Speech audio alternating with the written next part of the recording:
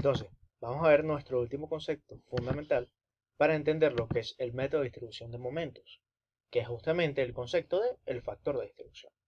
Si ustedes recuerdan lo que dije al principio de la clase, cuando explicaba más o menos cómo es este método, recuerdan que partíamos de que teníamos un desbalance de momentos en algún extremo de un nodo. Es decir, tenemos un desbalance de momentos en un nodo. Y para encontrar el balance, es decir, para que la estructura se pueda llamar propiamente una estructura, el nodo tiene que estar balanceado. Para encontrar el balance en ese nodo teníamos que sumarle momentos a los extremos de las barras y el factor de distribución va a ser justamente ese numerito, ese factor, que al multiplicarlo por el momento desbalanceado de la junta, nos da los momentos que hay que agregarle, que hay que sumarle a los extremos de las barras para que estén en balance, estén en equilibrio. Vamos a ver esto más a fondo, vamos a explicarlo mejor aquí y vamos a empezar con el siguiente ejemplo. Vamos a explicarlo de esta forma. Imaginemos que tenemos una estructura, ¿cierto? Esta estructura tiene un solo nodo interno y las demás barras conectadas a ese nodo, n cantidad de barras, están empotradas a tierra, es decir, pueden estar empotradas o con una articulación, pero están unidas a tierra. Entonces, imaginemos que esta estructura tiene un sistema de cargas, cualquier sistema de cargas, y ella, como es una estructura, está en equilibrio, es una estructura propiamente dicha, está completamente balanceada. ¿Qué ocurre ahora? Si nosotros aplicamos un momento externo, que en este caso llamamos m sub a, el momento externo, nuestra estructura va a estar en desbalance, es decir, ese nodo A ya había estado desbalanceado, ahora con un momento externo adicional va ahora a entrar en desbalance. ¿Sí? ¿Qué pasa cuando nuestro nodo entra en desbalance? Para que él ahora esté balanceado, sabemos que debemos agregarle momentos, es decir, los momentos en los extremos de las barras van a ser mayores. Debemos agregar momentos en los extremos de las barras tales que cuando hagamos el equilibrio en la junta, vuelva otra vez a estar balanceado.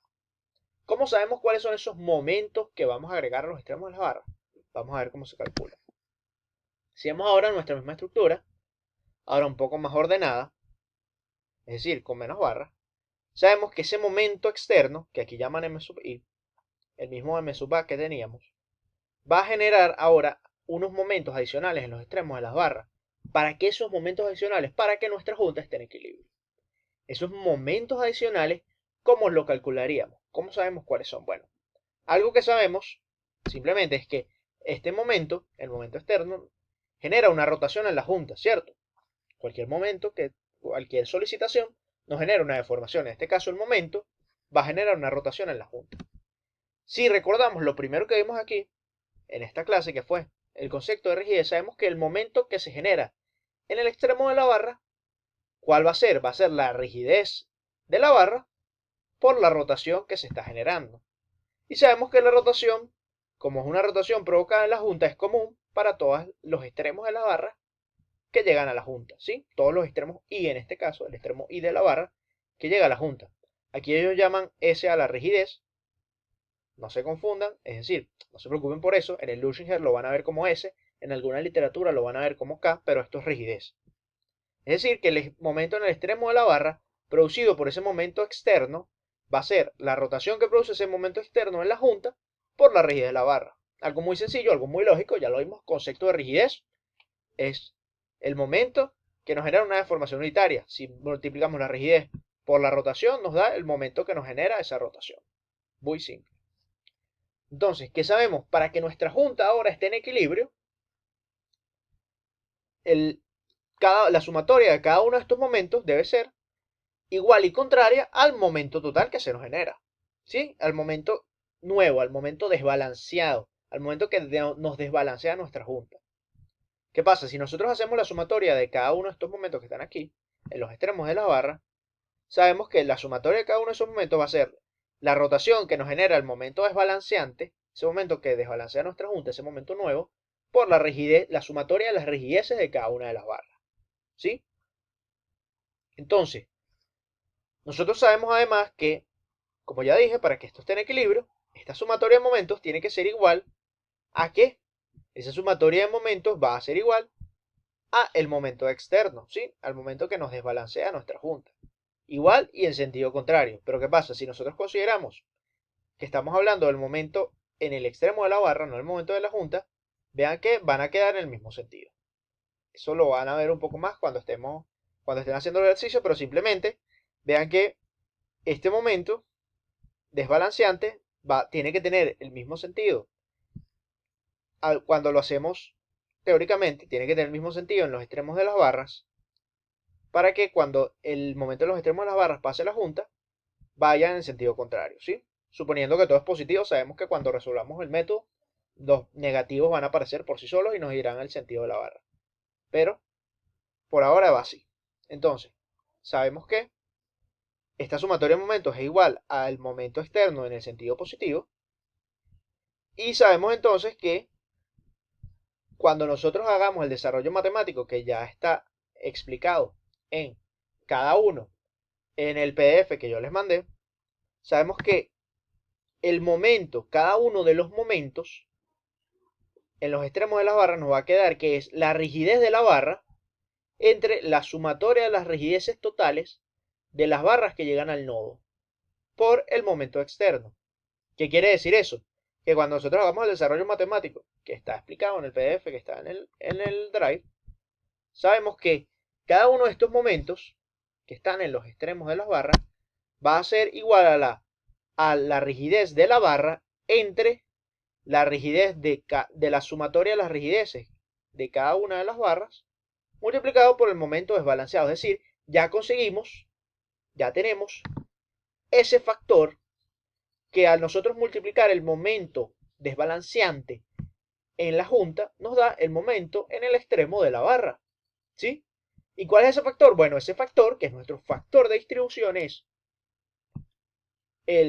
la rigidez de la barra entre la sumatoria de las rigideces de las barras que llegan al nodo. ¿Sí?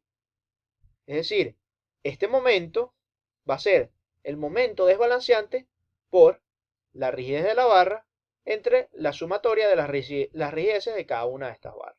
¿Sí? Este ahora, como les dije, es uno de los conceptos fundamentales y más importantes en el cálculo estructural. ¿Por qué? ¿Qué tiene que ver? Es decir, ¿cuál es la importancia de este método, de este concepto? Que, si ustedes lo ven, mientras mayor sea la rigidez de mi barra, mientras mayor sea la rigidez de la barra que estoy trabajando, que estoy analizando, mayor va a ser el momento que se genere en su extremo. Es decir, que si yo tengo una serie de barras que confluyen en un nodo y todas las barras tienen rigideces diferentes, mientras mayor sea la rigidez de la barra que estoy analizando, cualquiera de ellas, más momento va a tener ella en su extremo, más momento va a absorber. Es decir, que si yo tengo, por ejemplo, en un nodo 4 barras con rigideces iguales, esas barras van a tener todas el mismo momento en su extremo. Pero si alguna de esas barras tiene una rigidez mayor, más momento va a absorber la barra de mayor rigidez. ¿Sí? ¿Qué quiere decir eso? Si por ejemplo nosotros tenemos este caso en el que sabemos, supongamos que la rigidez, el E por I entre L de todas las barras es igual, sabemos que el E por I entre la rigidez de esta barra, la barra que tiene una articulación, es menor a las rigideces de todas las otras barras, ¿cierto? A las barras que están empotradas en ambos extremos. Por lo tanto, esta barra va a tener un menor momento que los momentos que se generan en las otras barras. ¿Por qué este concepto es tan importante? Porque si ustedes están, por ejemplo, diseñando una estructura en la que en general tienen vigas con diferentes rigideces, cuando ustedes vayan a analizar la estructura, puede que una viga que ustedes crean que está bien porque tiene una gran rigidez, es decir, tiene una gran sección, a su vez lo que están haciendo es que ella absorba mucho momento, es decir, que el momento que se genera en su extremo, en uno de sus extremos, sea muy muy grande y pueda no ser suficiente la sección que ustedes están colocando para la cantidad de momento que está absorbiendo. Y en cambio están dejando otras barras con una buena sección, pero que no están absorbiendo ninguna cantidad de momento. Es decir, están distribuyendo todo el momento a una sola barra en vez de distribuirlo equitativamente, y lo que están haciendo es que están diseñando mala estructura, están siendo unos malos ingenieros calculistas, porque están teniendo una sección muy grande que tiene que absorber muchos momentos cuando pudieran repartir el momento en todas las barras y hacer secciones menores. ¿Sí?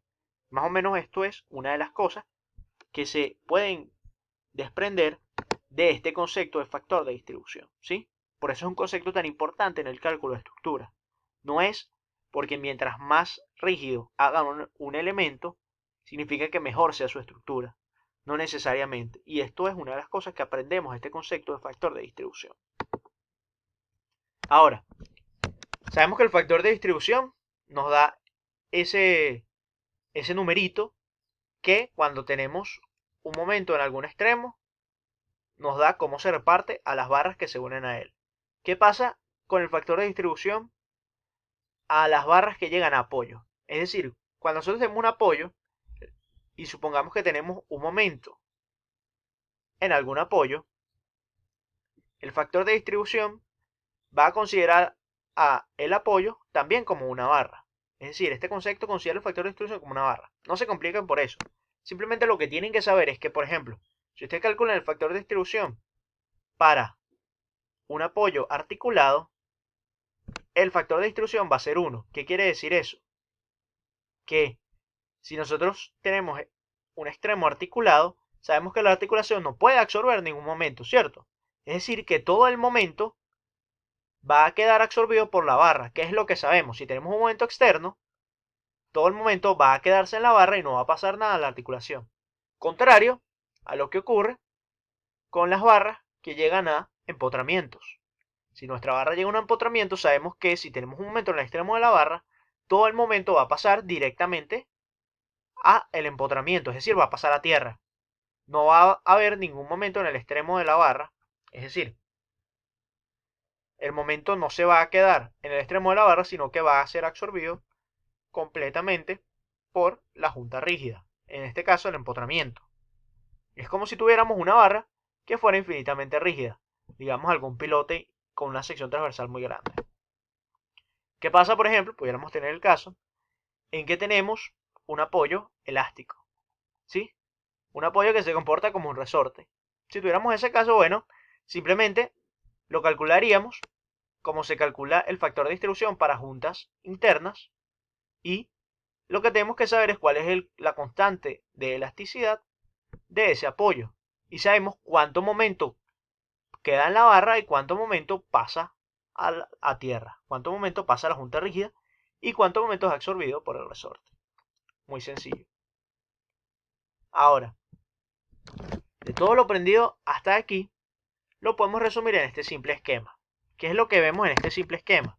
¿Qué es lo último que veremos en esta clase? Bueno, simplemente que si nosotros tenemos una estructura bastante sencilla, como tenemos en este caso, y en ella se genera un momento desequilibrante, un momento que desequilibra la junta ahí, sabemos que los momentos que se generan en los extremos de las barras es el factor de distribución por el momento desequilibrante.